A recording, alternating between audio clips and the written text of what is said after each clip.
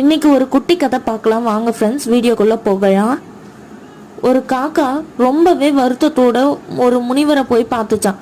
என்ன காக்கா வேணும் அப்படின்னு சொல்லி அந்த முனிவர் காக்காவை பார்த்து கேட்க, நான் ரொம்பவே கருப்பா இருக்கேன், அழகாவே இல்லை, ரொம்பவே அசிங்கமா இருக்கேன், எனக்குள்ள எந்த ஒரு டேலண்ட்டும் இல்லை அப்படின்னு சொல்லி ஃபீல் பண்ணிச்சான்.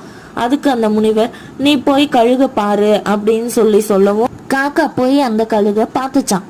நீங்க ரொம்ப ஹைட்டா பறக்குறீங்க அப்படின்னு சொல்லி சொல்லவும், நான் ஹைட்டா பறக்கிறேன், இதனால என்ன பிரயோஜனம், நான் ரொம்பவே வருத்தப்படுறேன், ஏன்னா என் கூட யாருமே இல்லை, ரொம்பவே தனிமையை உணர்றேன், அதனால நீ போய் அழகா இருக்கிற கிளிய பாரு அப்படின்னு சொல்லி அந்த கழுக காக்காவை அனுப்பி வச்சுட்டான்.